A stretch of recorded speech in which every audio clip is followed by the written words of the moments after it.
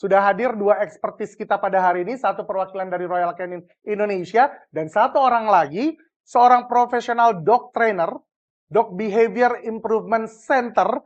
Langsung saja kita panggil dia, Kak Jofran. Halo Kak. Wah, lihat tampan Anda hari ini. Nah, terima kasih. Gimana kabarnya, sehat? Sehat, sehat. Sudah siap untuk hari ini? Siap. Sudah siap, pertanyaannya ada ratusan pertanyaan yang sudah masuk dan sudah kita kategorikan. Jadi siap menjawab, satu pertanyaan maksimal 2 menit. Main quiz ya. Jadi udah siap ya Ko Jo ya? Siap. Nah, kita nggak sendiri nih Ko Jo, nggak berdua doang, tapi ada satu orang lagi. Perwakilan dari Royal Canin Indonesia, Animal Behaviorist, Scientific Communication Manager Royal Canin Indonesia. Marilah kita sambut sahabat saya, Dr. Hewan Rio Setiawan. Halo semuanya. Ini kalau saya baca title belakangnya nih, belibet mulut saya. Jadi kita tanya aja, Dok Rio Setiawan. Ini apa sih dok? Bisa dibaca nggak sih? Sendiri aja nggak hafal. Karena apa aja tuh, unsur katanya banyak banget ya dok ya? Oh, kayaknya yang jadi ada dua ya. Sebenarnya saya ambil Master of Science di bidang Applied Animal Master of Behavior. Science S2 berarti ya? Sama terakhir saya ambil sertifikasi dari ISFM, International Society of Feline Medicine, terkait Advanced Feline Behavior. Wah, tuh berarti emang luar biasa nih. Dua orang yang kita dapetin ini adalah dua orang profesor di bidangnya masing-masing gitu ya. Mereka adalah orang-orang yang sangat luar biasa, khususnya untuk kamu, para petsmates yang ingin sekali bonding dan juga ingin sekali mengajarkan anjingnya untuk bagaimana sih behaviornya yang benar itu di rumah seperti apa. Nah, kalau gitu langsung saja, tanpa banyak lagi kita berbicara, kita akan juga membacakan pertanyaan dari mereka yang sudah registrasi. Ada sekitar 100 lebih yang sudah registrasi. Wow. Dan pertanyaan juga ada 100 lebih. Jadi bersiap-siap ini untuk menjawab keduanya. Pertanyaan pertama dari Rafika Venina. Bagaimana cara melatih anjing agar tidak barking ketika melihat anjing lainnya di mall atau di tempat umum lainnya? Pertanyaannya itu. Tapi kan kita back to basic lagi nih, pertanyaannya adalah, berarti hal ini termasuk dari basic mengajarkan nggak? How to they behave untuk, ya jangan barking deh. Itu termasuk dasar nggak sih? Kita langsung tanyain aja ya, Koryo ya. Ya gimana nih, Kak Jo, kalau menjawab tentang hal tersebut, pertanyaan dari Kak Rafika. Nah, sebenarnya pertanyaan itu sangat bagus ya. Karena ini jujur kalau saya sering pergi ke mall atau misalnya ke banyak acara-acara anjing. Kayak acara yang kemarin ya. Betul. Itu banyak sekali memang anjing-anjing ini melakukan seperti yang tadi ditanyakan oleh Ibu Rafika ya. Mbak, Ibu, Kakak. Ya maaf ya. Nah, jadi sebenarnya kita mesti mengulik lebih dalam lagi.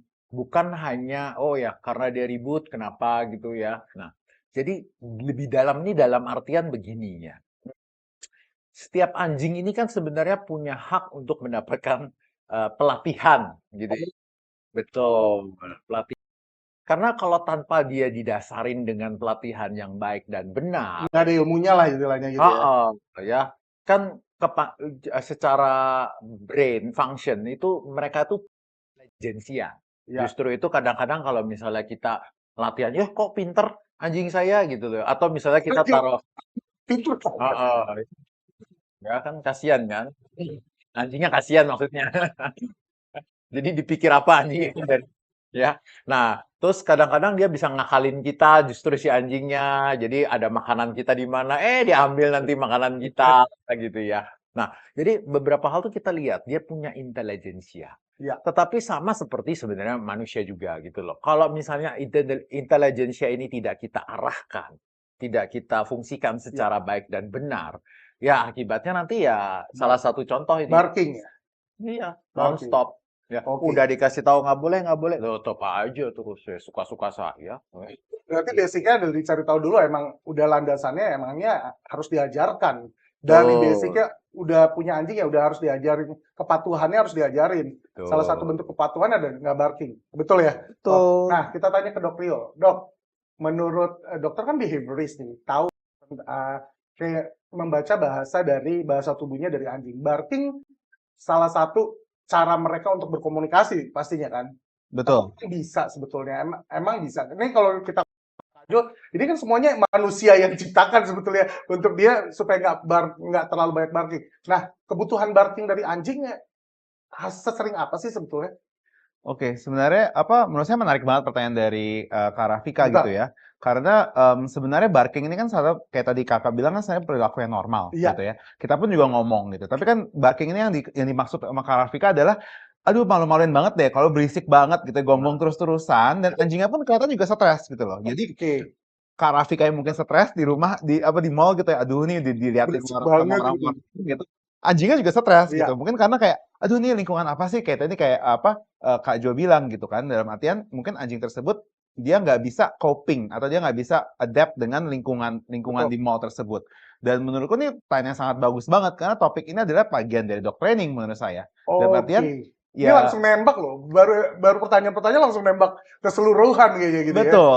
Jadi tapi menurut saya bagus karena banyak banget kalau dari klien saya ataupun ketika saya ketemu sama pet match juga di luar sana yang mereka nggak merasa anjing barking ini ada sesuatu yang something yang harus perlu di-train. Gitu. Jadi ya Oke. jadi pet owner bahkan nggak tahu bahwa oh this is something yang actually impolite atau this is actually stressful buat anjing saya kayak gitu. Oke, ini kita ngobrolin dari seorang animal behaviorist yang tersertifikasi loh. Berarti kita balik lagi ke Kak Jo nih berarti. Ini kan dibilang Kak Jo, sebetulnya ternyata itu adalah bentuk frustasinya mereka. Nah, how to? Sekarang bagaimana nih cara trainingnya? Basic trainingnya untuk dia nggak barking lagi itu pertama kali harus apa dulu nih? Karena pertanyaannya balik lagi, caranya supaya anjing nggak barking itu gimana di tempat umum, cara trainingnya? Nah, sebenarnya kan kalau misalnya kita kulik lebih dalam, kita harus cari tahu akar permasalahan daripada si barking itu sendiri. Yang tadi dibilang, stres kah, Betul, atau caper kah? betul, Iya. gitu loh ya. Atau hobi kah? Betul. Kayak gue dong hobinya ngomong ya. Nah, nah ini Jangan mas. Sabar, sabar, sabar. Di rumah aja. Oke lanjut. Ya, nah jadi apa penyebabnya kita mesti mengetahui. Maksudnya kalau misalnya kita hanya menyelesaikan sesuatu yang di kulit saja, itu justru akan percuma. Oh Gitu loh. akan kemungkinan balik lagi ke hal yang sama akan bisa. Betul, betul. Oke. Ya, contoh nih misalnya, seekor anjing pada saat barking ya kepada anjing lain Ya. di dalam mall gitu ya. Nah, kadang-kadang itu kita kalau sebagai manusia memang ini kok anjing ribet banget, Ya. banyak ya Banyak. misalnya. Ya kan? Dan mengganggu ketentraman yang ada di public space Yes. gitu kan. Nah, tetapi mungkin kalau di mindsetnya si anjing, pernah nggak terpikir, sebenarnya, "Ayo, mau kenalan, weh, sini, weh," Oh gitu. ternyata dia sebetulnya senang ya, happy ya. Nah, jikalau begitu bagaimana? Oke, berarti harus Atau kelihatan ya, harus melihat banget ya. betul. Atau misal mungkin juga dia tidak suka, misalnya, pergi lo, jauh dari saya." Bisa juga. Dan dua-dua itu bentukannya sama, yaitu adalah Barking. barking. Oke, Gitu. oke udah ketarik nih garisnya nih. Seperti yang tadi, makanya dua orang ini cocok banget nih kalau Nah. diajak ngomong. Karena dari awal nih ya teman-teman semua ya, kalau misalnya kita ngomongin untuk hal ini adalah hal yang menarik bagi saya gitu ya. Apalagi untuk para dog owner ini banyak banget dari selama hampir setahun ini untuk yang dog training ini peminatnya banyak banget. Ini masalah barking aja bisa setengah jam sendiri nih sebetulnya. Berarti Dok Rio, tadi ternyata benar dok, harus dicari tahu dulu. Nah sekarang kalau kita udah tahu nih, di antara dua, bagaimana cara kita mengetahui bahwa ini karena dia happy, ini karena dia takut or panik. What is the difference barkingnya? Karena biasanya mungkin pelajaran animal behavior sebetulnya ke semua pauran juga harus tahu itu bagaimana cara taunya. Oke, tapi menurut saya itu bagus banget konteks dari Kak Jo gitu ya, karena sebenarnya barking kan nggak bentuk komunikasi Iya. awalnya kan, tapi komunikasi ini apakah something yang normal? Dalam artian kalau misalnya kita ngobrol nih, Iya. ya kita kan bentuk komunikasi ya kita baik-baik aja, Iya. kita Betul. teriak-teriak ya kita teriak karena ada tujuan yang mau manggil sesuatu, ada maksudnya kayak gitu kan. Tapi kan yang jadi masalah kayak tadi tuh sebenarnya kalau misalnya dia karena it's a stressful situation. Kalau dari saya akan ngelihat apakah bagaimana sih si anjing ini apakah kondisi yang perlu kita obatin apa enggak, Oke. kondisi yang perlu kita modifikasi gak perilakunya kan gitu sebenarnya.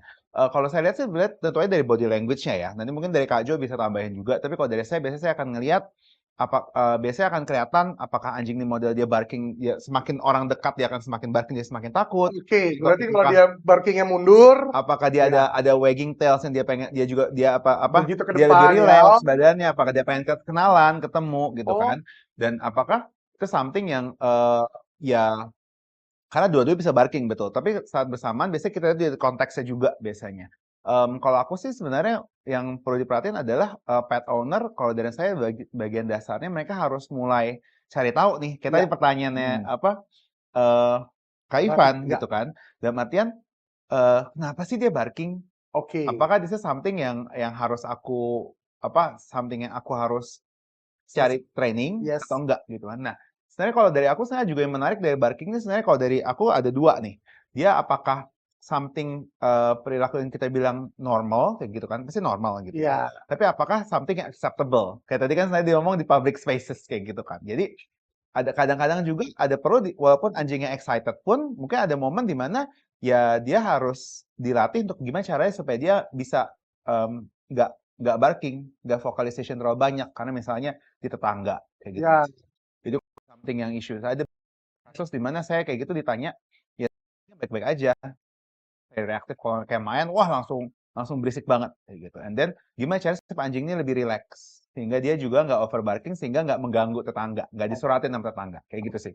jadi kita udah dapat nih. Ternyata salah satunya caranya adalah dilihat dari how to their bark ya. Kalau ternyata dideketin dia semakin murder, berarti dia takut. Nah, kalau misalnya ternyata emang dia excited, dilihat dari tail wagging-nya atau situasinya yang menurut dia excited. Nah, kita udah ketemu nih masalahnya nih, Kojo. Dan how to sekarang, bagaimana caranya, tips pertama deh, sebelum kita lanjut ke pertanyaan berikutnya, ini tips simple aja. Bagaimana cara untuk melatih untuk dia stop dong, kita modifikasi supaya, oke, ini saat yang tepat untuk kamu diam. Itu gimana? Oke, Basic ya? kalau mesti ditanya seperti begitu Ya. ya, itu agak sedikit, biasanya saya agak tidak terlalu mau ngejawab Ya. masalah begitu, karena Proses semuanya ya, proses. betul. Karena tanpa pengertian yang lebih mendalam, kadang itu orang akan berpikir bahwa oh sesederhana itu. Oh, iya. Gitu loh. Nah, saya takutnya pengertiannya seperti begitu ya. Tapi kalau misalnya saya memang harus menjawab Iya. ya. Nah, jadi setiap behavior modification itu memang dibutuhkan yang namanya action dari kita. Bener ya. Nah, jadi dan si objek atau misalnya si anjing itu mesti harus apa ya, mengetahui konsekuensinya apabila dia melakukan hal tersebut. Oke. Nah, Begitu. ini makin dalam nih obrolan kita. Berarti kalau misalnya kita akan jawab secara keseluruhan untuk masalah barking ini baru kulit luarnya dulu nih yang kita bahas dikit-dikit ya. Karena secara overall teman-teman, ini akan pembahasannya akan ke semuanya akhirnya. Dan kalau misalnya kita satu pertanyaan ini sebetulnya bisa 1 jam setengah kita bahas nih. Tapi kan karena banyak pertanyaan, oke, untuk yang pertanyaan untuk barking, cari tahu dulu aja. Cari tahu dulu. Nah, untuk gimana caranya, kita akan sambil jalan sampai dengan pertanyaan-pertanyaan berikutnya. Setuju ya? Siap. Setuju ya, Siap. Kojo ya? Setuju ya, Kojo ya? Oke, pertanyaan berikutnya nih. Jangan lupa juga yang mau tanya bisa tulis di kolom Q&A. Ya, makin seru nih ya. Kita ngebahas barking aja udah 15 menit nih. Oke, lanjut. Oh gitu ya, waktu ya, durasi. Maulana Dewi A, dalam hubungan kasih sayang antara owner dan anjing, ada titik di mana humanization justru mengganggu insting natural anjing.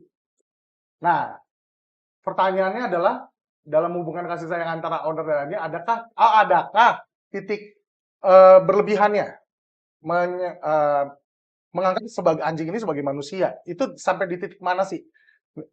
Kojo, apa kita tanya dulu ke Dok Rio kali ya? Boleh, Dok, baru siap. nanti dilihat dari kacamata seorang trainer nih. Karena pastinya ada nih pengalaman dari beliau yang tiba-tiba, kok ini kayak anak manusia ya gitu. Pasti kan pas dari ke tempat training. Nah, itu gimana nih? Limitnya seperti apa sih, Dok Rio, untuk kita menjaga behavior-nya supaya tetap naturalnya seperti anjing, itu gimana? Thank you pertanyaan untuk dari Kak Maulani ya. Menurut saya juga topik yang sangat menarik gitu Iya. ya. Karena menurut saya kalau dari sisi royakannya seperti itu, kita juga bilang ada namanya kita bilang anthropomorphism, artinya memanusiakan hewan. Sebenarnya konsep memanusiakan hewan, apakah kita harus merespek mereka? Ya, I think we need to respect. Gitu ya. Yes. Tapi respect as it is, sebagai mereka sebagai ya Mestinya. seekor anjing, Ya. sebagai seekor kucing. Ada namanya kita bilang perilaku alamiah yang kita harus coba pertahankan Ya. supaya mereka juga lebih happy, mereka lebih rileks, mereka juga tidak melanggar kodrat alamiahnya. Salah satu fondasinya kan. Betul. Nah, sebenarnya ketika banyak banget ketika kita bilang overhumanization seperti itu, mungkin contohnya aja ya. Kayak saya lihat banyak banget kalau kayak di pet shows dan segala macamnya, anjing dibawa lewat carrier kayak gitu. Sebenarnya saya termasuk yang sebenarnya saya tahu lah dari sisi mallnya kan mungkin juga harus kebersihan harus dijaga gitu. Tapi pada dasarnya ketika anjing mereka suka kok eksplorasi kayak gitu kan. Mereka suka untuk bisa punya ownership dalam artian aku kalau nggak suka aku akan kabur, kalau dekat aku juga akan pede. Tapi ketika dalam kendaraan misalnya di stroller bayi gitu Ya ya, lingkup dia segitu aja. lingkup dia segitu aja Ya. kayak gitu kan. Itu menurut saya bisa jadi satu something yang didiskusikan. Tapi kalau menurut saya juga ketika anjing terlalu dimanja, ya kayak misalnya contohnya kalau kayak di Royal Canin kita sering banget banyak pertanyaan, anjingnya kok picky eater banget gitu ya. Anjingnya makan milih-milih banget harus diganti, harus disuapin. Saya pada dasarnya kan memang secara perilaku alamiah anjing ini mereka termasuk yang gak terlalu banyak selektif makan sebenarnya. Tapi dengan overhumanization bisa jadi anjing tersebut malah jadi ada problematic feeding problem. Karena kita yang mikir pertama bahwa wah ini kayaknya makanannya harus diganti deh. Kayaknya ini nggak suka dia sama makanan ini apa segala macam gitu kan. Berarti basicnya adalah dari pikiran manusianya kan. Betul, dan menurut saya kayak gini ketika ada pelajaran dog training menurut saya akan jadi penting tuh. Jadi ketika parents ini juga bisa tahu, oh saya perilaku dasar kayak gimana sih, sebenarnya apa sih yang harus saya harapin, dan ada terstruktur. Nah, mungkin nanti ntar Pak Jo bisa ngomongin. Oke. Overhumanization seperti apa yang tadi udah diomongin itu baru peak of the iceberg. Wah, bahasanya keren Wah, banget. mantep ya. Ini makin susah pertanyaan. Dua aja bisa setengah jam lebih nih. Tapi pertanyaannya bagus banget memang ya kan. Sekarang Kak Jo, ada nggak sih beberapa case yang akhirnya ditangani karena sudah terlanjur overhumanization, yang benar-benar nih ya udah anjingnya selayaknya udah kayak anak manusia aja sebetulnya. Ada seperti itu, dan pendapat Kak Jo sendiri itu batasnya seperti apa? Boleh. Nah, ini contoh klasik lah, contoh klasik gitu. Nah, kalau misalnya kita terima anjing untuk latihan, misalnya di fasilitas kita gitu, seringkali kita itu rekomendasiin anjing ini kalau bisa dilatih kandang, gitu loh. Nah, kalau di dunia manusia itu sebenarnya kan kita melihat kandang itu kan seperti bagaikan penjara. Iya, kerangkeng ya. Kerangkeng. Menghilangkan yang namanya kebebasan, ya, tidak humanis, ya hal-hal semacam begitu. Apalagi kalau misalnya bayinya masih kecil atau papinya masih kecil, nah saya juga memanusiakan anjing nih jadinya nih, ya. Itu kenapa kok harus dikurung-kurung? Biarkan dia bebas, biar dia happy-happy. Nah, kalau menurut pengalaman ya, banyak trainer itu justru adalah merupakan source of the problem. Malah itu terlalu bebas. Betul. Oh, Nah, karena kalau misalnya kita ngomong dia belum dilatih berarti ya. no, sesederhana yang sebenarnya itu seekor anjing dengan kapasitas dan pengalaman hidup yang masih terlalu muda, Yes. terus dia Oke, harus menghandle dan mengatasin berbagai macam faktor-faktor environment yang dia sama sekali seumur hidup dia belum pernah belum ada ngerti. pendampingan. Kalau misalnya masih ada indukan kan ada pendampingan dari induk ya, ini nggak ada. Betul, induknya kan Oh. manusia itu sendiri. Oh gitu, yes. Kalau induknya kan nggak pernah gendong-gendong, cium-cium ya, kain baju, mandiin tiap minggu gitu ya.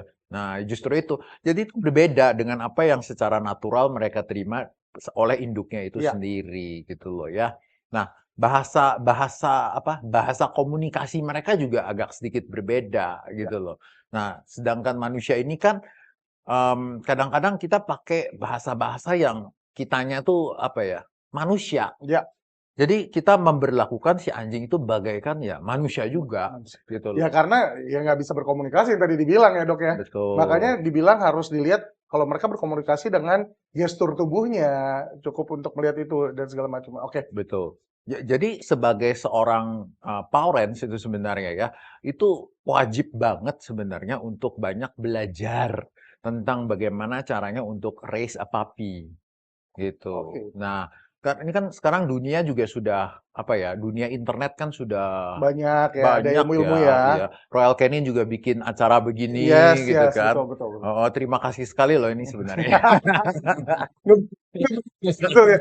Oke. Oh iya dong, karena Iya, kan secara tidak langsung kan memberikan free knowledge ya iya, untuk betul. kepada pemilik-pemilik anjing gitu loh. Ya syukur-syukur kalau misalnya teman-temannya juga Diajak untuk melihat dan segala macam. benar, ya kan seperti begitu.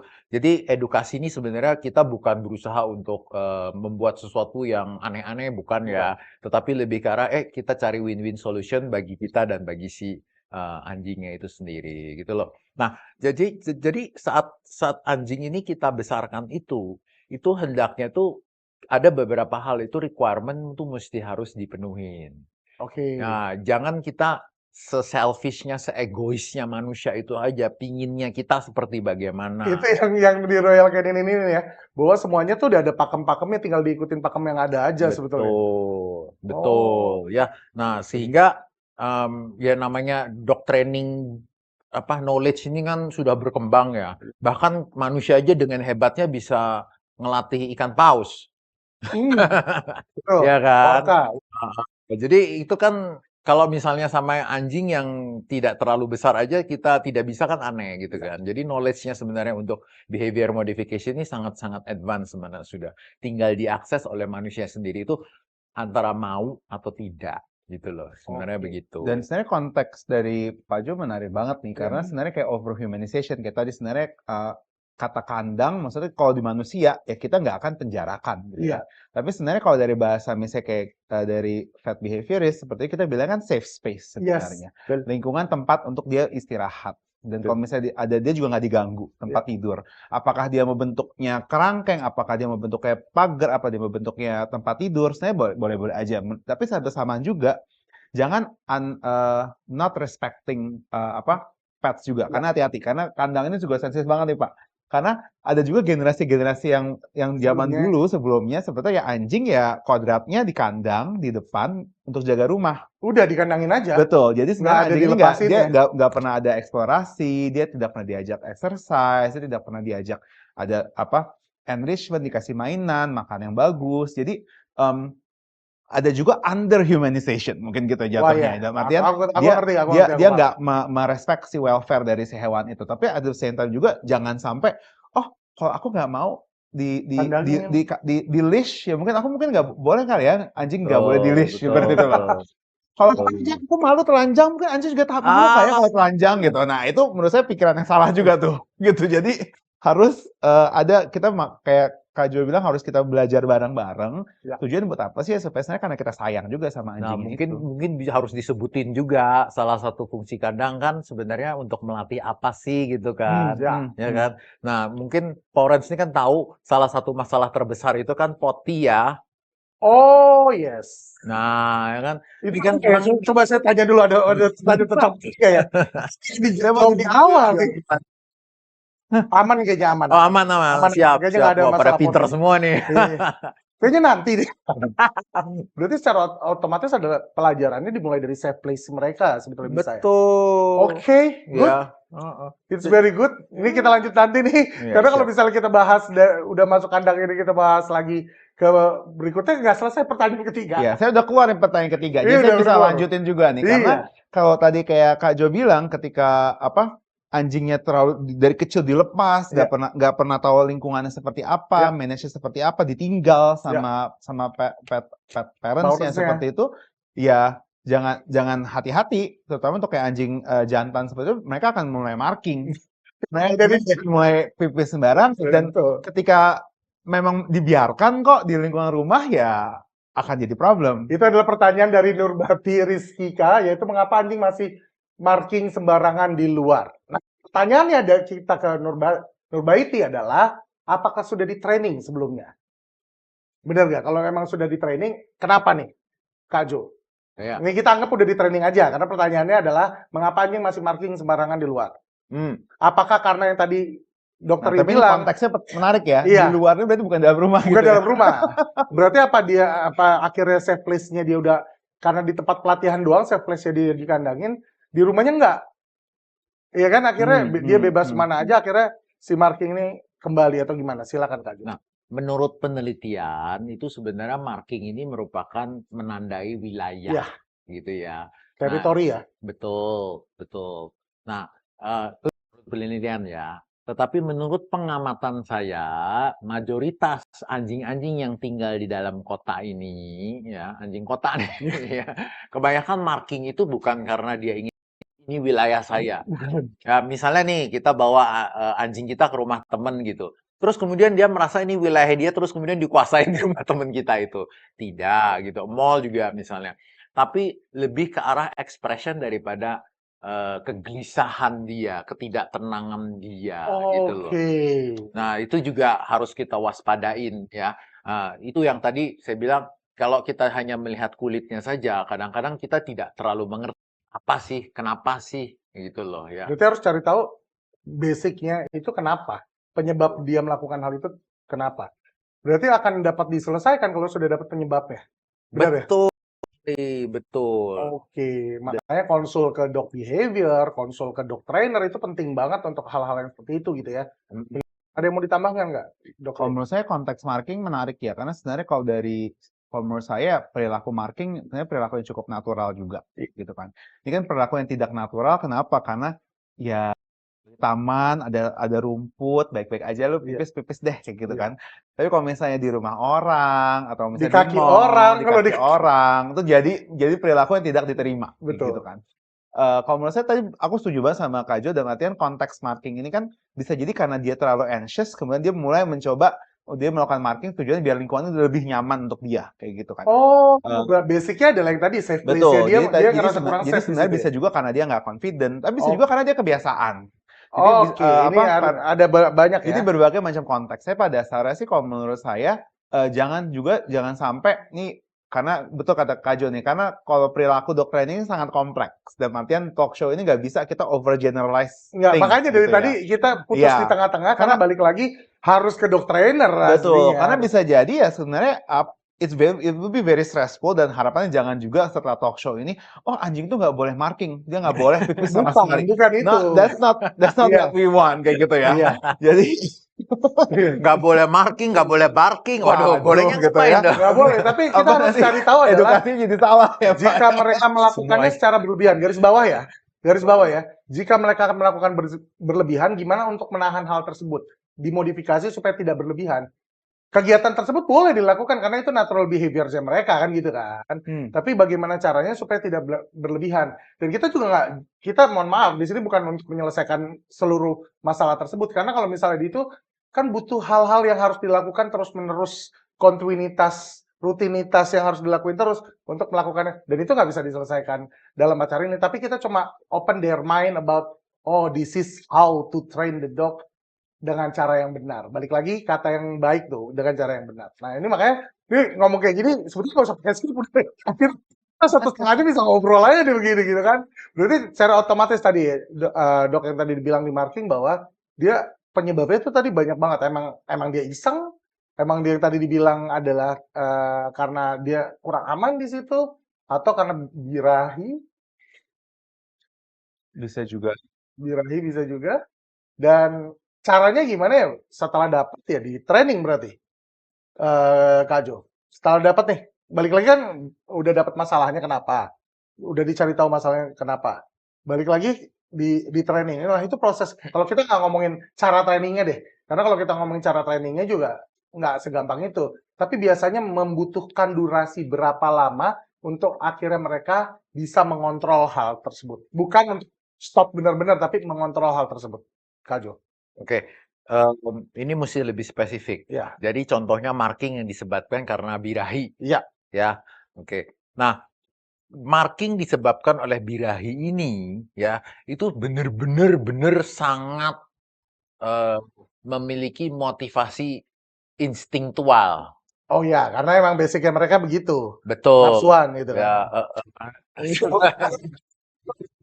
Nah, maksudnya saya jadi salah ini Iya. takut jawab ini. waktu mereka lagi Jadi emang begini Pak. mereka lagi birahi, mereka kan nafsuan. Cara mereka ngerilisnya salah satunya dengan itu mungkin kan. Oh,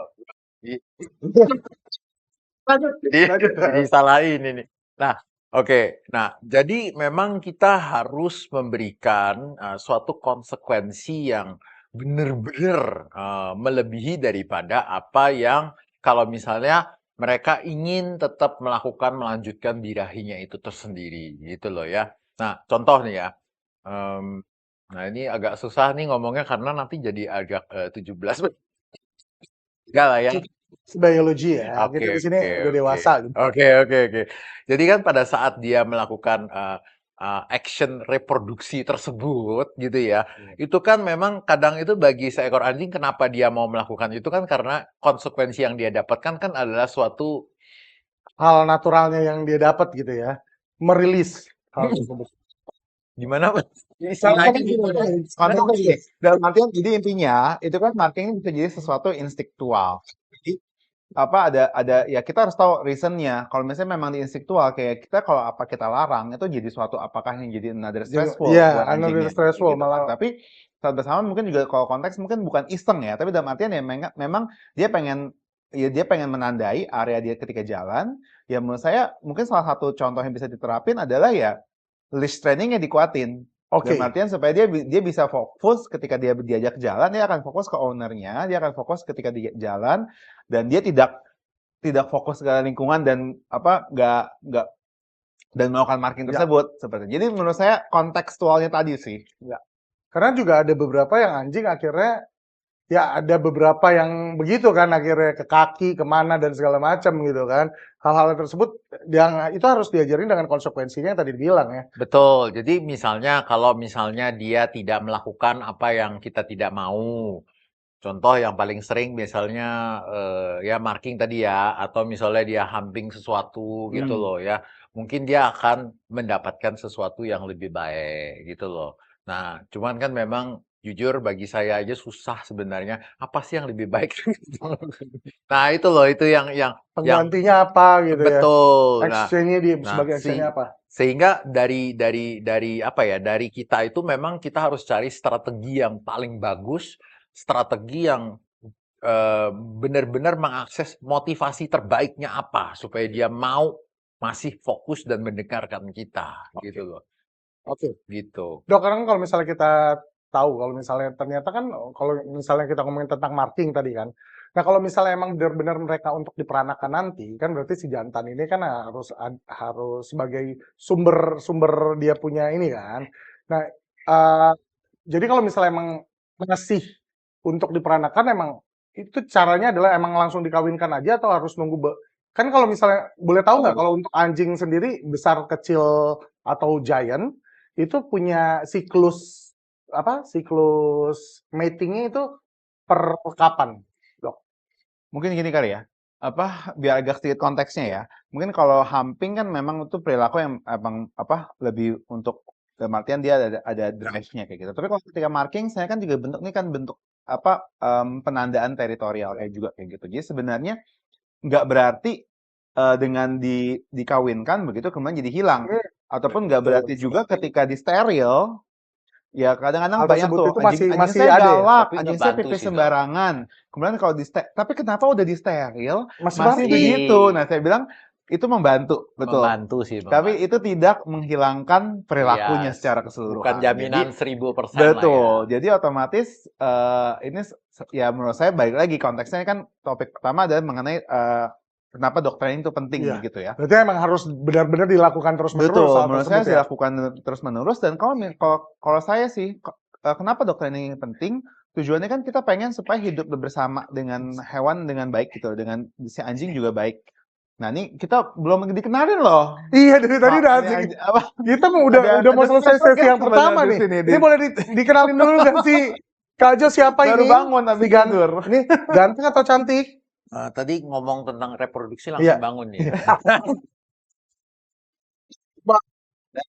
Siapa kamu katanya? Oh, Siapa Sheke. kamu? Ini nih. Nama saya Bar. Nama saya Bang. Bang, karena kamu sudah keluar, kamu harus menjawab pertanyaan berikut ini dari pertanyaan live nih. Ya kalau tadi kan ada pertanyaan yang sudah ini live Nih, langsung ayo, dari nih. Anissa Prasadi.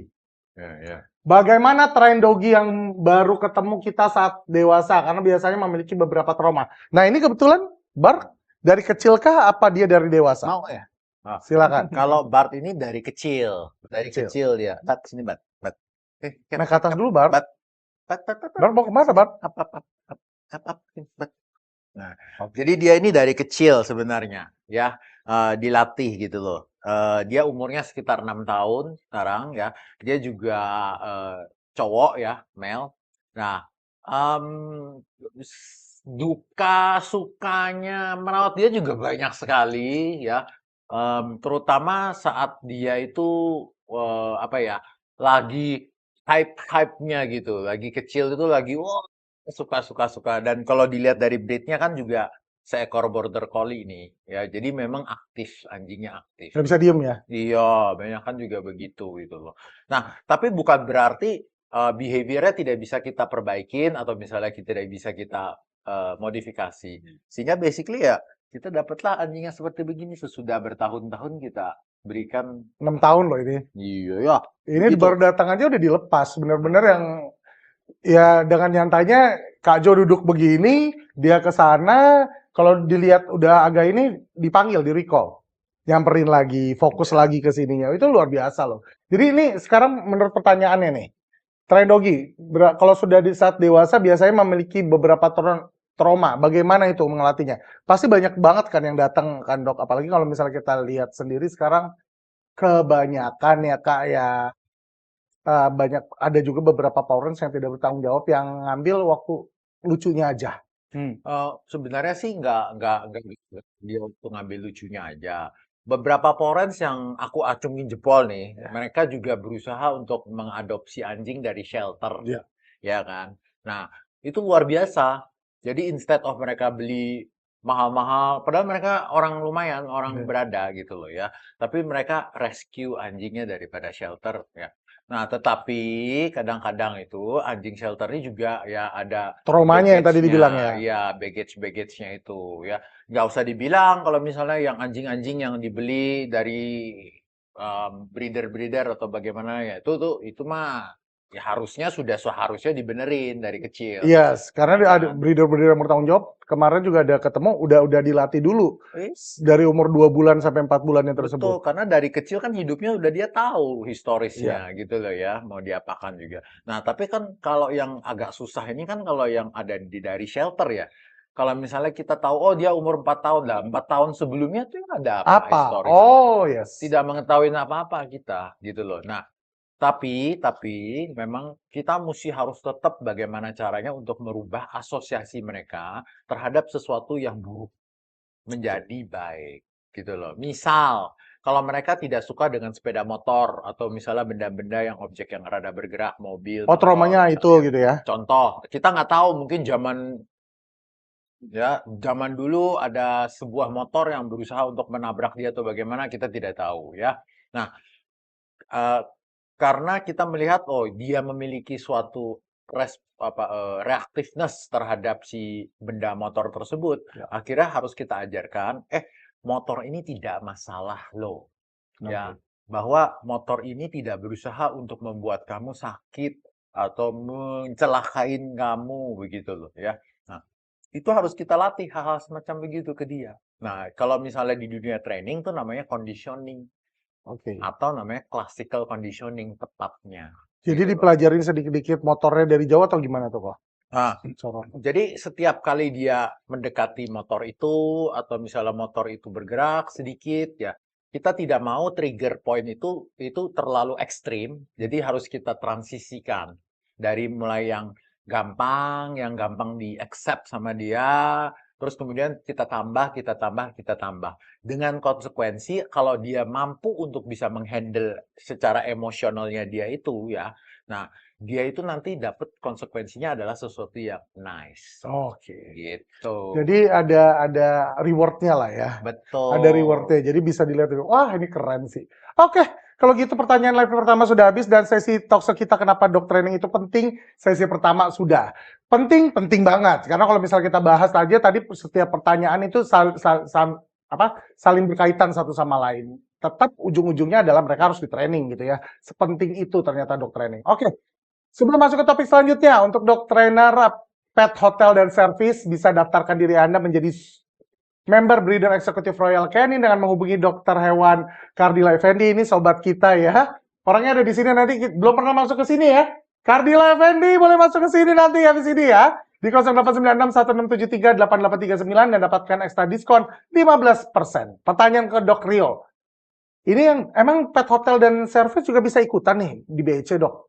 Ya, jadi mungkin sekalian untuk dijelasin juga ya ke Pak Oran dan Bantian, kalau di Royal Canin kita ada namanya kita bilang professional pillar. Kita dalam artian kita percaya bahwa untuk membuat ekosistem hewan peliharaan yang baik, hewan kesayangan yang baik, anjing dan kucing, ada dokter hewan dan kemudian ada professionals. Professional di sini dalam artian dog trainers, Yes. pet hotels, Yes. groomers, breeders, shelters, rescuers, foster homes. Semua sebenarnya kita bilang masuk dalam ekosistem. Dan mereka, kenapa we call it as a professionals? Karena they're continuing doing this work professionally gitu ya. Dan beberapa itu adalah hidup mereka. Kayak gitu. And I think this is why we want to partners with them. Kita pengen banget kerja sama mereka juga.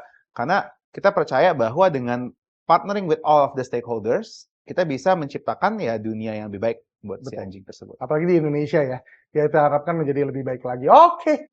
Ini dalam loh kita di sini nih. Kita udah hampir sejam kayaknya kita ngobrol nih.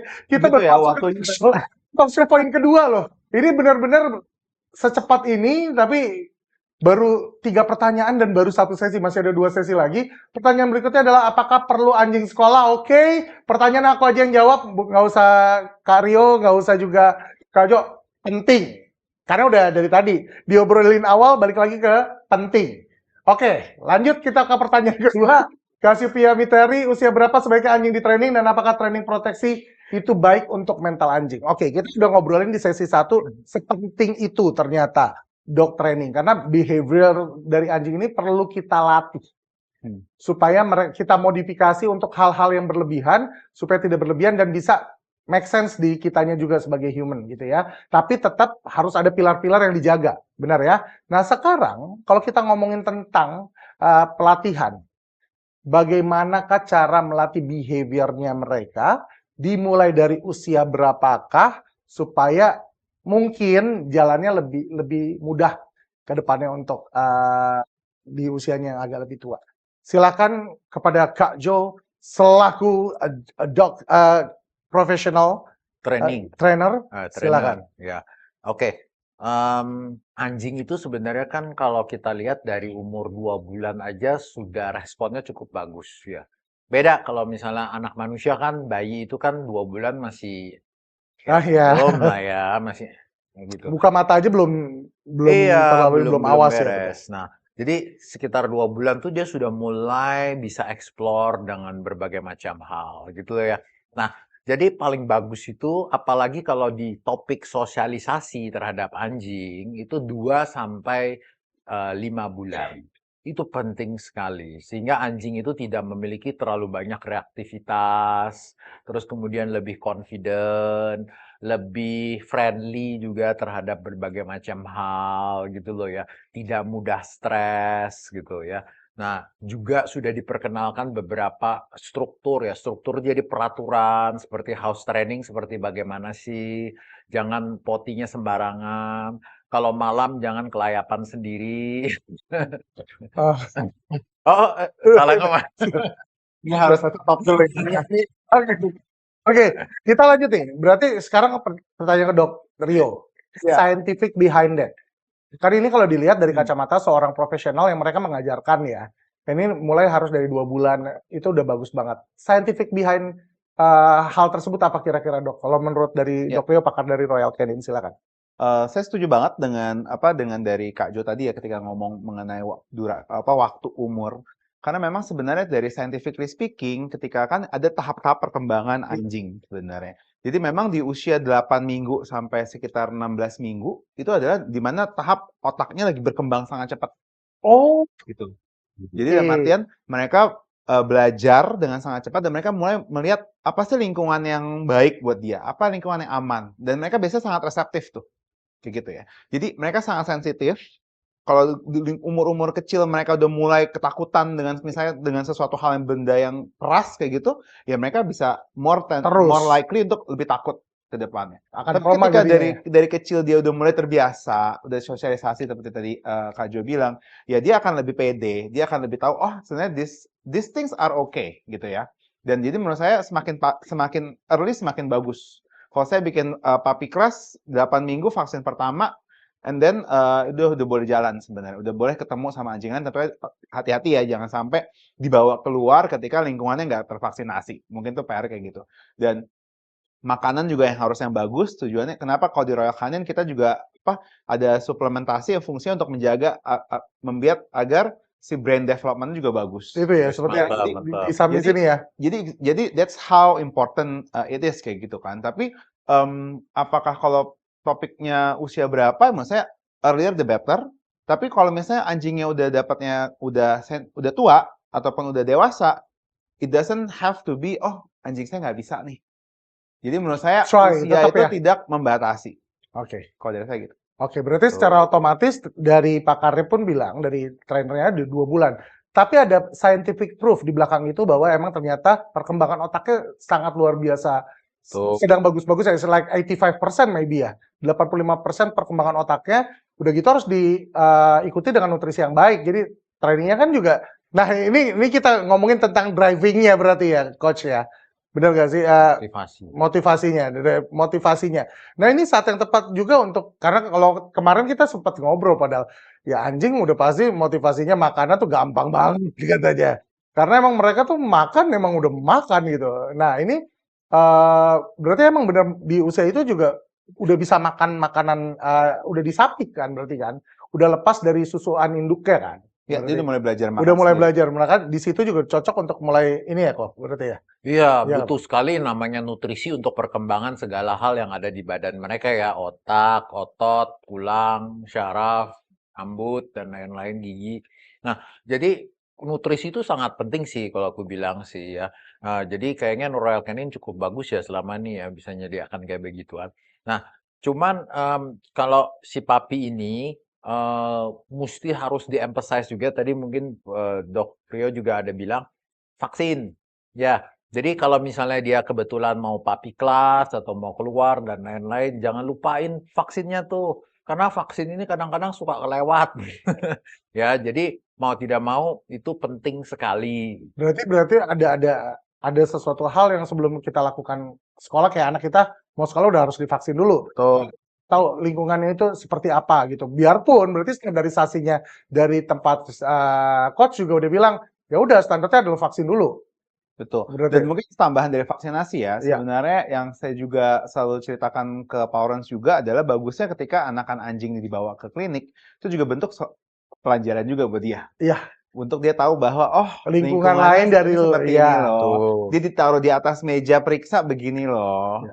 Jadi itu juga akan buat lebih gampang. Kenapa? Jangan sampai ketika anjingnya memang nggak pernah dibawa ke dokter hewan, tiba-tiba begitu sakit parah, dibawa ke dokter hewan, udah sakit parah, dia juga takut gitu Iya, ya. Ini panik. gimana Jadi double ya. Kenapa saya dibawa? Kadang-kadang nggak dibawa kendaraan kayak gitu kan. Ya. Jadi di rumah aja. Sehingga itu juga otomatis akan, kalau ada pembelajaran di sana akan lebih baik sebenarnya buat si anjingnya dan juga buat Powerance-nya. Oke. Pertanyaan berikutnya nih masih di Cassiopeia, training proteksi mental anjing. Berarti ini apakah benar training proteksi atau sebetulnya basic training aja nih? Basic training aja sebetulnya udah bagus untuk mentalnya atau gimana nih? Karena kalau misalnya kita tadi sempat ngobrolin di awal, proteksi berarti ini udah intermediate nih, udah bukan basic lagi, udah hal naik kelas lah istilahnya. Apakah itu perlu untuk latihan sampai proteksi atau gimana? Nah, jadi di dunia dog training ini ya, saya tuh melihat masih banyak salah kaprah daripada dog owner itu sendiri. Contoh misalnya, kalau saya punya Rottweiler, oh latihannya harus dog protection gitu ya. Oh. Kayak begitu. Ya, jujur sebenarnya dog owner itu harus lihat fungsinya melatihnya tuh apa, outcome-nya apa gitu. Jangan sembarangan aja karena tetangga melakukan itu, kita juga melakukan Ngikut-ngikut itu. berarti ya? Ngikut-ngikut ya, tanpa kita mengetahui apa gitu loh. Nah, pada saat misalnya diproteksi, diajarkan salah satunya boleh menggigit walaupun itu on command gitu loh ya. Nah, itu salah satu contohnya. Nah, apakah nanti di rumah kita perbolehkan dia seperti begitu gitu loh. ya kan? Apakah itu cocok kalau misalnya si anjing tersebut ternyata di rumah kiwil-kiwil sama kita tidurnya di sebelah tempat tidurnya kita gitu loh, ya kan? Nanti dia ngigo-ngigo malam-malam gigit kita lagi gitu loh ya, bahaya. Jadi itu harus kita pahamin fungsinya tuh untuk apa dulu. Lain halnya kalau misalnya contoh seperti kayak kepolisian memang membutuhkan ya binatang tersebut untuk bisa mengejar misalnya perampok atau kriminal gitu loh ya. Di mana itu on command mereka kejar terus mereka gigit supaya melumpuhkan si kriminal tersebut. Itu beda-beda fungsi gitu loh. Nah, tapi kadang-kadang karena hobis pingin anjingnya itu cool, keren gitu ya. Digituin gitu loh, kayak begitu. Berarti Nah, sebenarnya proteksi bukan hal yang wajib sebetulnya. Yang wajib adalah betul. yang basicnya dulu aja. Betul. Bukan basic juga, cuma struktur yang terjadi di dalam di mana kita ingin menempatkan mereka untuk hidup. Sesuaikanlah dengan struktur tersebut. Betul, gitu loh. Oke. Betul, ya. Karena ternyata kalau misalnya kita ngomong advance training, ada banyak banget ternyata ya. Ini kalau dipecah lagi ada yang Service untuk service dog, Ayan, anjing buat buta, ya, buat nuntun orang buta. tunanetra ya. Terus kemudian ada juga untuk misalnya perlombaan agility. Agility. Ya, ada juga anjing hanya dibagi untuk show. Ya, di mana tahu kalau anjing show itu para breeder yang nge-show anjing tuh pada males banget anjingnya disuruh duduk loh. Ya Karena dia karena nggak boleh duduk ketika di show. Nah, sedangkan Karena kalau bentuk badannya nggak akan kelihatan kalau dia betul. duduk. Nah, sedangkan kalau parrots di rumah tuh yang pertama kali di itu, nah itu sit. Ya, gitu. padahal sebetulnya yang paling bagus adalah tahu dulu namanya dia. Biar dia juga lebih paham. Tadi kita udah ngobrol ya. Tapi belum ada pertanyaan tentang hal tersebut. Kita kasih di akhir aja nanti. Siap. Oke, kalau kita langsung aja dari Evi Witoyo. Manakah yang lebih efektif melatih anabul, in-house atau boarding? Ya, kalau misalnya si coach mungkin di in-house ya. Ini trainer ya. Enggak juga, enggak. Oh nih, boarding atau in-house? Dua-dua itu ada fungsinya. Ya. Contoh misalnya, in-house itu misalnya kalau anjingnya spesifik. Atau misalnya ada suatu penyakit atau apapun juga yang dia memang hanya behavior tuh terjadi di dalam rumah. Gitu loh ya. Sehingga pada saat kita bawa dia untuk ke tempat training, malah justru behaviornya tidak terjadi. Oke. Gitu loh. Nah, sehingga mending kita lakukan di rumah. Oke. Tetapi kelemahannya kalau misalnya kita training di rumah, itu sosialisasinya nanti. Kurang. Seperti kayak tadi, ke vet aja nggak pernah. Nanti waktu ke vet, Panik. belum disuntik, udah gitu. Gitu ya. Iya, nggak pernah. Kalau ke kafe udah kayak udah kacau. Ya. Nah, jadi kelemahannya itu. Tapi kalau ke boarding facility gitu ya, kadang-kadang ada juga kelemahannya, ada juga kelebihannya gitu loh ya.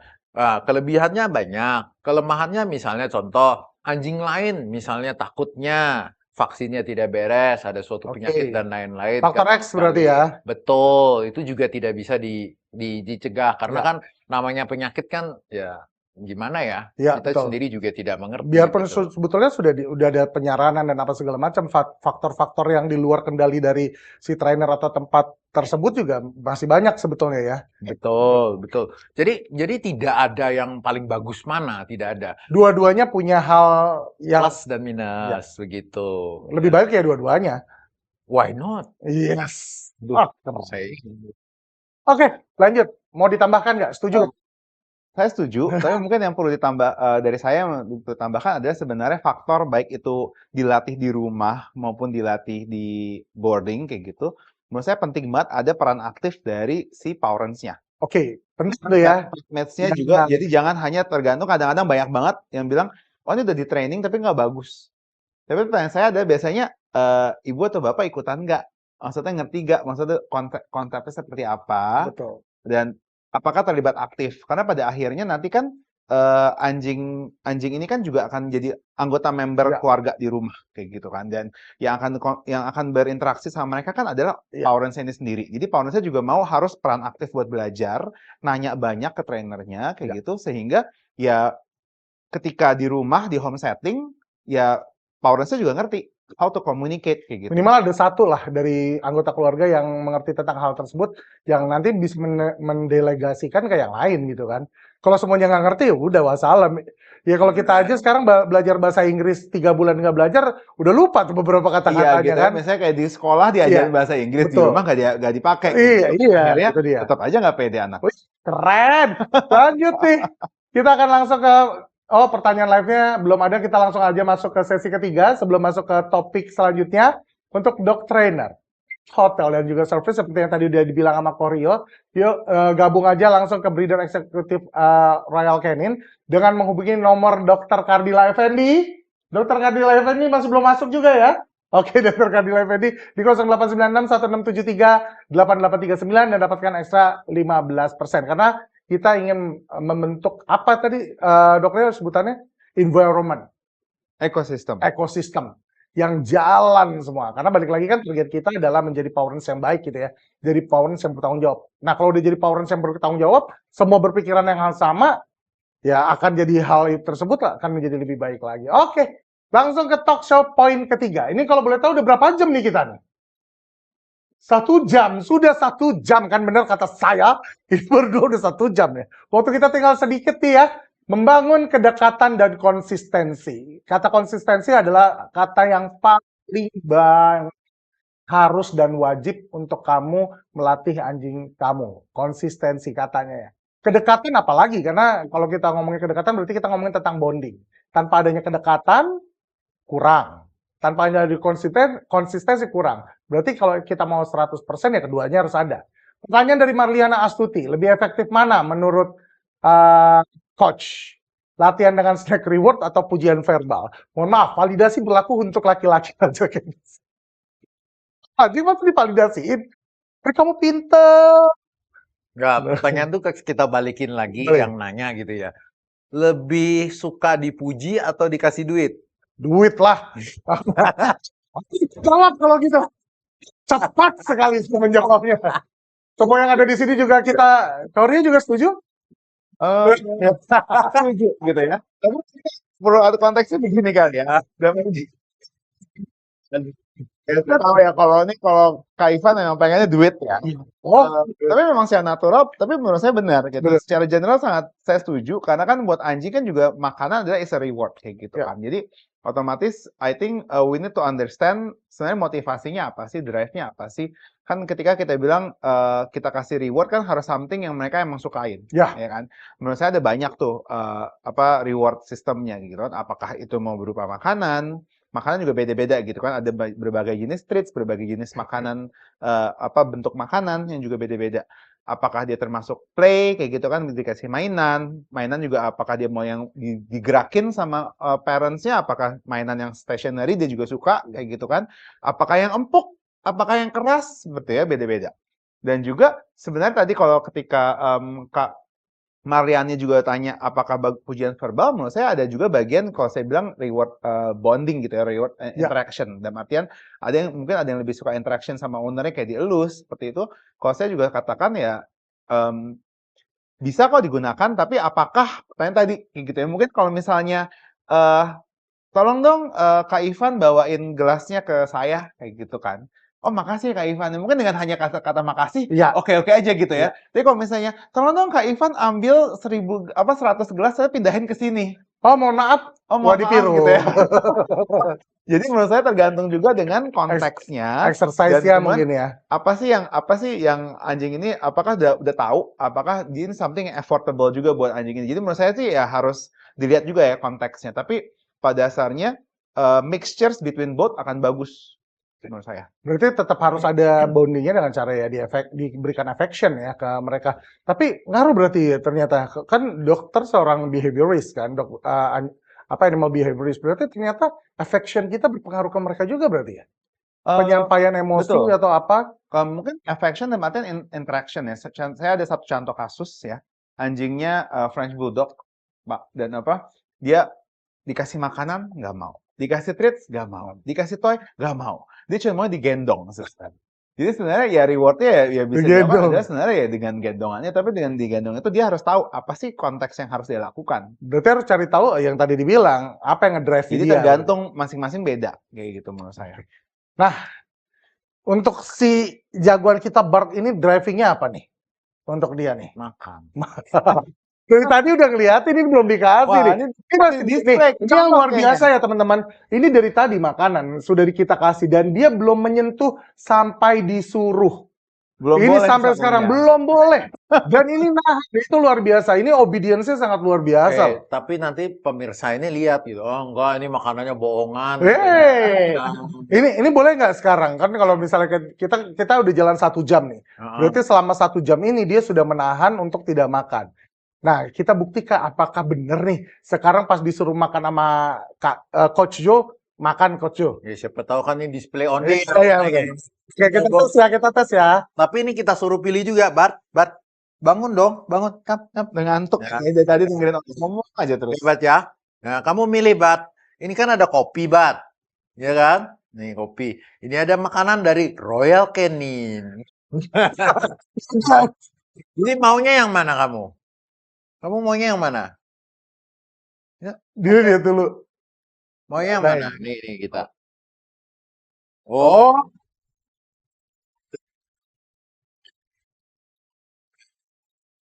Jadi ini bukan bohongan loh ya. Iya, Ini Royal betul. Canin beneran tadi. Iya. Enak banget. Enak. Wah, ini kayaknya dapat langsung free reward nih kayaknya. Tapi Bat, sebentar Bat. Saya capek megangin. Jadi, leave it. Leave it loh.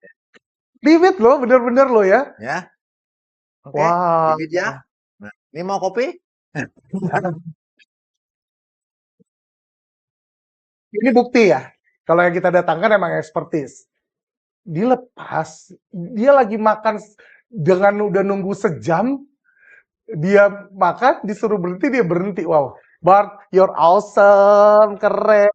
Kata Dan dia, ini bentuk struktur kali, Pak. Dalam artian ketika kita pengennya ya supaya ketika dengan dog training ini harapannya ya kita bisa komunikasi dan kita nggak perlu berantem dulu untuk Ya. mindahin untuk segala macam-macam, tapi dengan kata-kata, Ya. dengan verbal cues ya Bart bisa ngerti. Nah, itu tadi voice comment kan. Betul. Makanya. Jadi tadi bilangan kalau pujian verbal bagaimana dibilang. Nah, pujian verbal nih kadang kan kita apa pujiannya apa? Oh, anak pintar atau good boy atau good atau apa gitu loh. Itu juga harus dipelajarin lebih lanjut karena kenapa? Kalau asosiasi pujian tersebut dengan tidak ada apa-apanya, Betul, tidak ada artinya.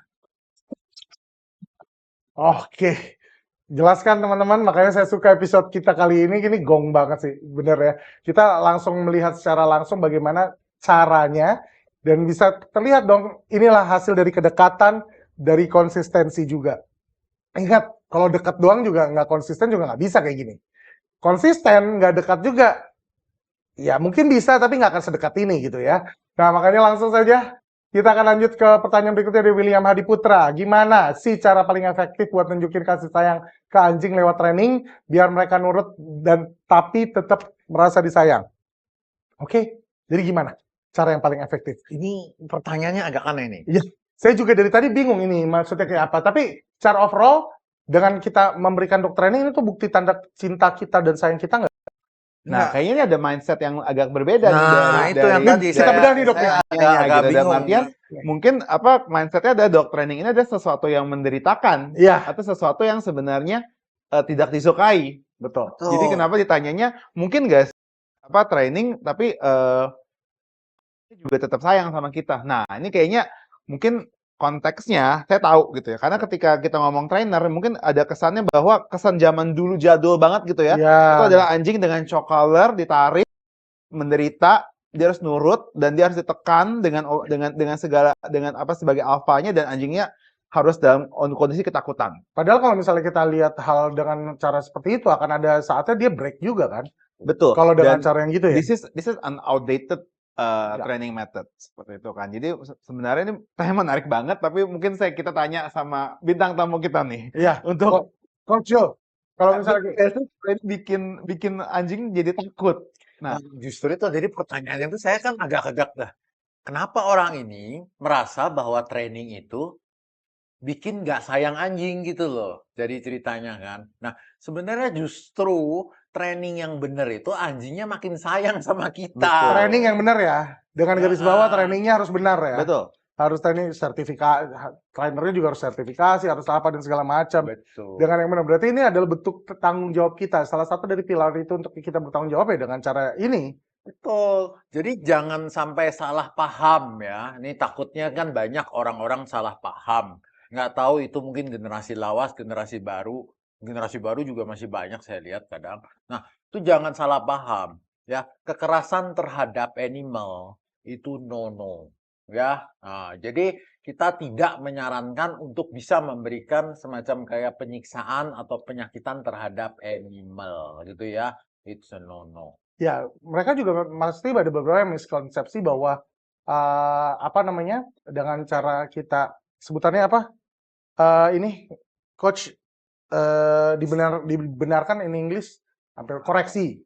Koreksi itu adalah bentuk penyiksaan.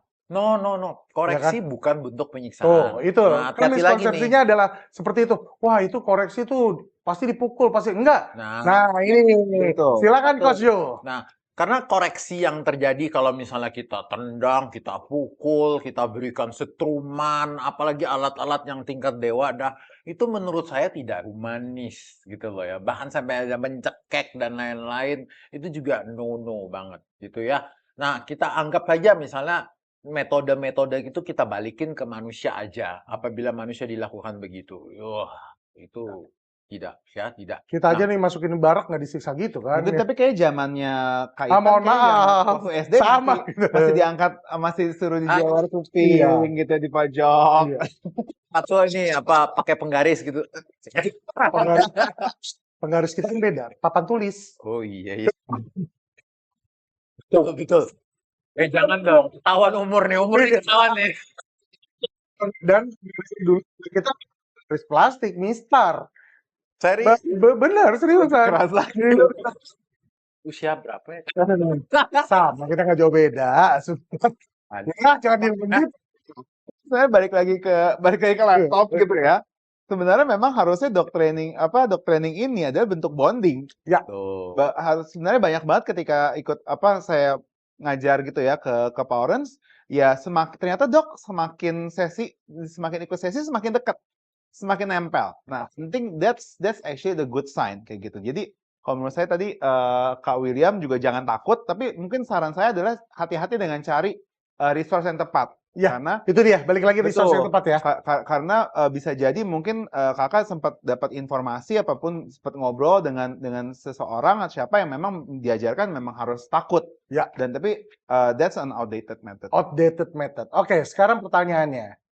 Masalah konsistensi. Dalam sehari berapa lamakah kita harus bonding dan sambil belajar gitu ya? Bonding sambil kita ngajarin mereka itu sehari, kalau untuk di luar dari yang teman-teman yang ini yang mereka udah selesai dari pelatihan lah, untuk yang di rumah, sesering apakah harus diajarkan hal tersebut? Nah, sebenarnya training ini kan jangan berpikir seperti kayak kita ngeles terus 3 kemudian jam, 2 jam 1 jam setengah. misalnya 1 Ya. jam lah ya. Nah, bukan seperti begitu. Again, itu hanya manusia punya pemikiran seperti begitu. Nah, contoh misalnya kalau kita memang ingin membiasakan anjing kita, kalau tidak kita allow untuk makan, itu misalnya itu dia tidak boleh makan nasi nanti, tunggu gitu lah. Nah, itu contohnya itu salah satu training untuk bisa menekan impuls gitu loh ya, supaya anjingnya tahu aturannya bagaimana. Terus kemudian apabila pintu kita buka, dia tidak langsung keluar daripada rumah atau pagar gitu loh. Itu kan juga merupakan suatu training-training kecil gitu loh. Jadi tidak perlu hanya harus spesifik, harus begini, harus begitu. Tidak. Tetapi kita fungsikan memang karena dia ini merupakan salah satu anggota keluarga kita ya, member. Jadi mau tidak mau harus kita berikan edukasi yang tepat supaya dia bisa menggampangkan kehidupan berkeluarga kita inilah. Ceritanya tuh seperti begitu ya. Justru itu tadi ditanyakan juga tujuannya kalau misalnya ingin melakukan misalnya training proteksi, training apa gitu. Fungsinya untuk apa dulu outcome-nya gitu loh. Kalau Kalau outcome-nya misalnya cuma untuk di rumah doang, makanya. Ya bagaimana bisa hidup berdampingan di rumah dengan baik begitu kan. Oke, nah sekarang kalau misalnya kita lanjut nih, Dok Rio dan juga Coach. kan untuk mengajarkan masing-masing itu kan nggak bisa secara kontinuitas si anjing diajarkan, oke habis ini poti, habis ini sehari kelar semua tuh. Hmm. Nah ini prosesnya untuk setiap hal baru yang diajarkan itu butuh waktu berapa lama sih? Karena kan dari tadi nggak ada nih pertanyaan tentang hal tersebut. Padahal kan kalau misalnya di ini kan kebayang nih, oke berarti ini untuk training ini konsistensi terus selama ini, next baru kita iniin lagi itu gimana Nah, sih? justru tadi kan sempat Kak Rio ada ngobrolin tentang keterlibatan Powerance-nya Iya, untuk itu bisa dia maksudnya. mengerti gitu kan. Buat di rumahnya. Ya, jadi kan tidak tergantung hanya melulu sama training Betul. trainer gitu Pas ya. sudah sampai rumah ini gimana nih untuk yang Nah, ini? jadi sekiranya bahwa struktur atau peraturan yang sudah diajarkan oleh trainer itu bisa dilanjutkan sendiri oleh Powerance ya. Basically kan itu hampir setiap hari jadinya Ya, dilakukan gitu loh. jadi dari si sana, oke, kita lagi ngajarin ini Kak, lanjutin di rumah ya gitu kayak gitu ya. Betul, ya itu kan basically jadi kayak prinsip hidupnya si anjing itu. Oh ya, mesti begini, mesti begini, mesti begini. Contoh yang nggak usah paling susah. Kita kan suka bawa anjing pakai list jalan di luar rumah gitu. Ada yang anjingnya, aduh nggak bisa diatur, terus kemudian dia malah nyeret-nyeret kita misalnya gitu loh. Oh ya, di training aja biar anjingnya nggak nyeret-nyeret kalau di luar. Misal, oke, di tempat training sudah oke. Cuman apakah Powersnya mengetahuin Ya, bagaimana ini cara dia ngejalanin itu. anjing itu? Jadi it's not only the dog, the Powerance juga harus tahu minimal kan? Betul. Wah, ini dia luar biasa. Ini kalau kita ngomongin lebih dalam lagi kita bisa 2 hari aja nggak sih di sini lumayan udah siap bergadang gitu ya. Saya nggak mandi. Oke, jadi kalau misalnya kita tahu, kita udah ngebahas pertanyaan dari William, berarti kita ngajarin aja itu adalah bukti tanda kita sayang dan itu akan ada feedbacknya juga dari mereka ke kita gitu ya. Betul. Dari Tiara Riza, pertanyaannya, jika dog training untuk melatih kemampuan anjing, apakah cat training yang mengasah kecerdasan kucing ada? Apakah cat training yang mengasah kecerdasan kucing? Ada cat trainingnya? Oke. Ini mestinya pertanyaannya ada ya.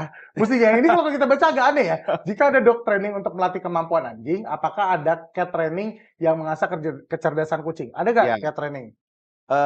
Jawabannya ada, walaupun tidak secara umum ya. Memang di Indonesia belum umum, tapi sebenarnya kan ketika kita bicara mengenai dog training maupun cat training, sebenarnya kan balik lagi kita di konteksnya. Kita pengen hidup berdampingan dengan baik dengan si anjing atau kucingnya di rumah kayak gitu. Mungkin tidak serta-merta kata-kata training, tapi menurut saya banyak banget kasus yang datang ke saya kucing yang pipisnya sembarangan, yang litter boxnya masih bermasalah, litter training, kemudian juga ada masalah anxiety, dia juga banyak merusak seperti itu, ataupun dia ada vokalisasi, ataupun dia ada aggression kayak gitu misalnya di rumah itu juga sebenarnya perlu di training. Jadi apakah ada? Jawabannya ada dan biasanya tapi kalau di kucing biasanya karena kucing nggak se-highly interaktif kayak anjing gitu ya. Dalam artian anjing Gitu ya. ya, dalam artian anjing ini dalam artian quite social. Mereka cukup secara spesies mereka quite social sehingga mereka ada keinginan untuk bisa berkomunikasi gitu ya. Tapi kalau di kucing memang mereka kadang-kadang makanya kenapa kalau di sosial media suka bilangnya, wah aku punya kucingku nih gitu ya. Ya karena kucing Aku juga mereka punya their mind on their own kayak gitu. Tapi tetap mereka akan dapat benefit dengan training. Dan biasanya yang datang ke saya adalah kucing yang memang punya ada behavioral problem, kayak gitu, ada masalah di rumah, dan mereka tanya gimana sih caranya biar dikoreksi nih, gimana di rumah, seperti itu. Jadi konteksnya ada, tapi kalau misalnya di beberapa tempat kayak gitu, misalnya kita ada kok kayak kitten kindergarten. Dalam artian anak kucingnya didatengin juga, kita ke klinik seperti itu diajarin. Biasanya banyak sosialisasi juga di sana. Oke. Pernah ngajarin kucing, Coach? Jujur, saya tidak pernah spesifik ngajarin kucing, tapi saya punya kucing. Oh, di rumah ada? Ada. Berarti ini Coach yang lebih karena aku babunya juga. Saya nggak diajar. Iya, Raden. Cuman kucing ini kan teknis detailnya itu memang agak sedikit berbeda sama anjing. Contoh kalau anjing tuh misalnya kita pakai Royal Canin yang seperti begini itu bisa untuk dijadikan sebagai reward. Kalau kucing itu dia lambat sekali makan seperti begini, dia pelan. Jadi kalau misalnya satu perintah kita nungguin 5 menit, Iya, udah keburu tua juga kita iya, jadinya. bingung juga saya Iya. ini jadi gitu loh. Cuman paling gampang sebenarnya saat aku mau ngajarin paling gampang di awal itu adalah recall ceritanya. Ya, recall itu saya manfaatkan adalah jam-jam makannya dia. Oh, biar dia datang dan kita nggak nyari lagi gitu ya. Betul. Jadi saya mungkin tinggal panggil dia misalnya. Salah satu kucing saya misalnya namanya Cemong gitu. Astaga. Nggak apa, Banyak ya ada kucingnya. Iya, nggak apa-apa. Ada, iya. Ada kok namanya Cemong. Kalau aku, kebetulan kucing aku namanya Milea. Ah. Mantannya Dylan. Oh.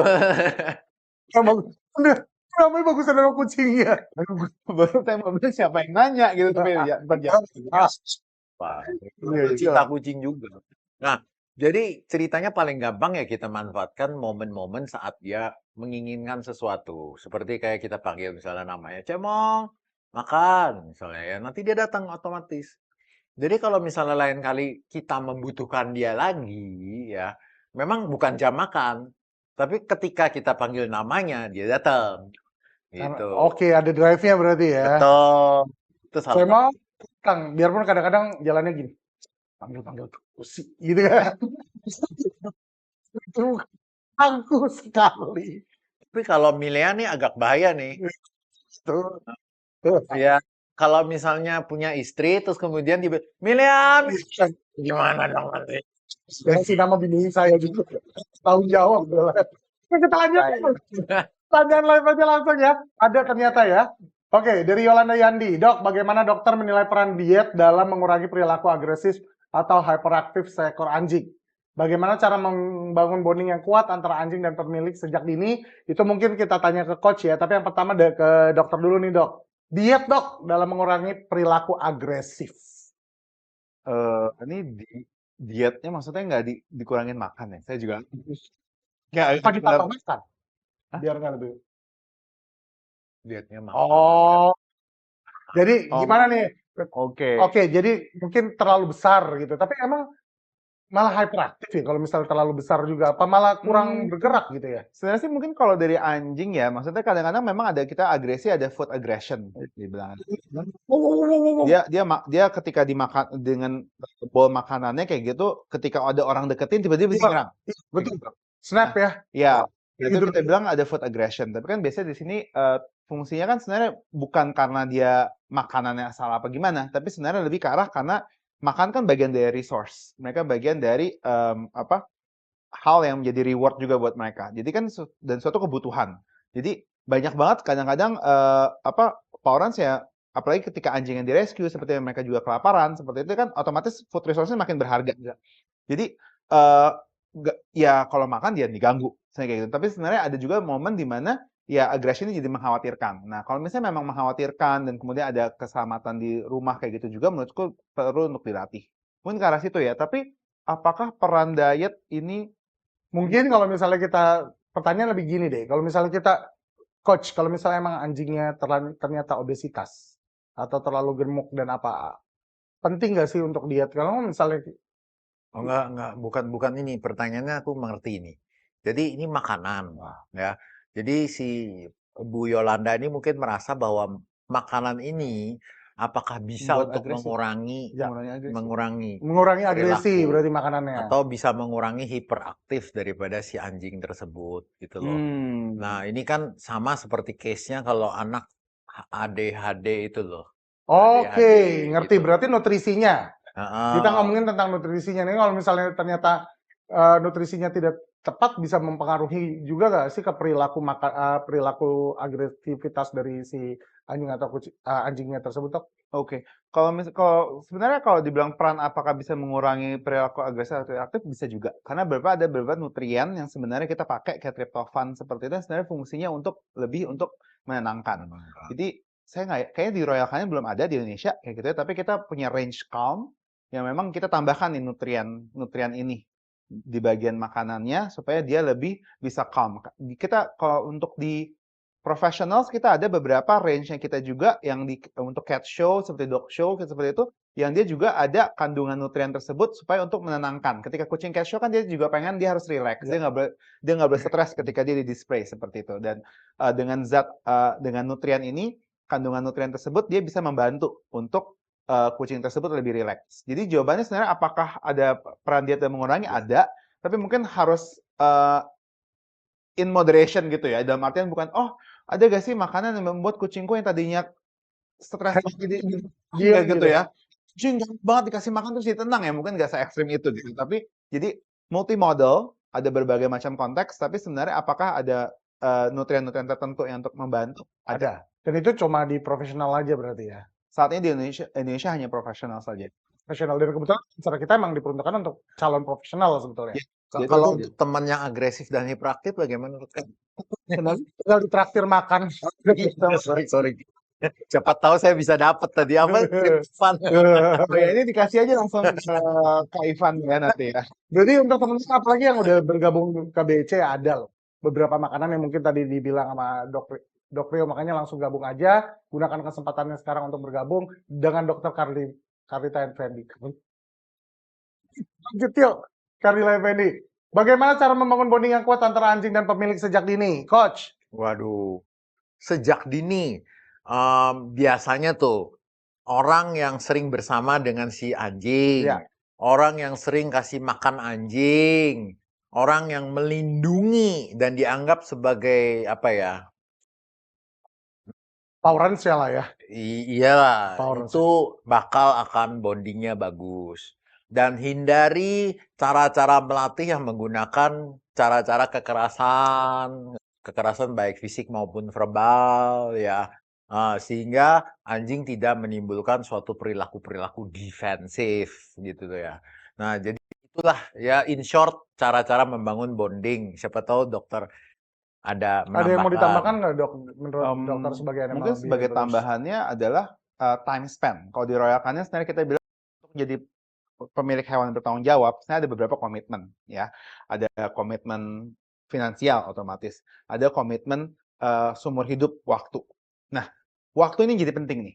Karena jangan sampai aku pengen punya anjing, pengen punya kucing, atau mungkin sini juga ada yang breeder juga yang yang adopter gitu pengen nyari, aku pengen dong yang anjing husky kayak gitu, atau anjing Alaskan Malamut, tapi di rumah dia di apartemen gitu ya, atau dia nggak bisa jalan-jalan kemana-mana.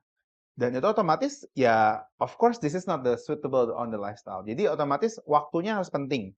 Kalau anjing otomatis dia kalau saya bilang otomatis waktu sosial mereka lebih panjang. Jadi ya mereka harus ada waktu interaction. Jangan sampai anjing dianggurin aja di rumah kayak gitu. Siap. Itu menurut saya itu sangat penting untuk dapat bonding. Dan tadi tambahan dari Pak Jo. Oke, closing statement kita karena kita sudah mau 1,5 jam, ini luar biasa terpanjang yang pernah, waktu tidak berasa begitu cepat gitu ya. Oke, terakhir dari tadi kita ngomong di awal juga kita ngomong bahwa dari kecil tuh dari usia 2 bulan itu anjing dan anjing itu bisa dilatih. Berarti dok, terakhir nih untuk penutup dok, sepenting apa nutrisi di awal tahun kelahirannya dia dan waktu saat dia di training seberapa penting nutrisi tersebut dok? Kalau menurut saya nutrisi jadi peranan sangat penting ya. Dalam artian apa sih yang memberikan energi dan memberikan tubuh ini kekuatan untuk beradaptasi, untuk kemudian untuk bersosialisasi dan juga untuk belajar. Dan menurut saya nutrisi jadi bagian paling penting. Makanya kenapa kalau di Indonesia kita ada program makan bergizi begitu ya. Karena nutrisi ini sangat penting. MBG buat Gitu anjing nih ya. dah. Di awal tahun itu ya, karena Betul, kan dan semakin tulang butuh tumbuh, otak tulang butuh butuh tumbuh, tumbuh, otak butuh tumbuh. otot butuh tumbuh. Betul. Jadi menurut saya itu jadi bagian penting, tapi itu harus dikombinasikan. Tidak hanya dengan makanan yang bergizi aja cukup. Tapi itu juga dilanjutkan dengan tadi. Training tadi Ya. jadi penting, kemudian Otot kesehatan ya. juga penting. Jadi triad kesehatan itu jadi penting sih ketiga itu menurut saya. Nah, closing statement untuk coach, untuk para dog owner di sana dan juga mungkin calon breeder yang sudah menonton acara kita pada hari ini, tanggapan closing statement-nya, apa yang harus mereka lakukan terhadap anjing-anjingnya mereka gitu. Silakan. Jadi tadi mungkin aja tadi ya beberapa seperti kalau melatih anjing gunakan cara-cara yang lebih humanis ya manusiawi, jangan menggunakan cara-cara yang mungkin sudah outdated dan memakai kekerasan-kekerasan sehingga tidak menimbulkan perilaku-perilaku defensif daripada si anjingnya itu sendiri. Terus kemudian kita sesama pecinta binatang ya, sesama pecinta binatang kita berusaha untuk memberikan kehidupan yang lebih baik gitu loh ya. Nutrisi juga kita tidak sembarangan kasih mereka ya.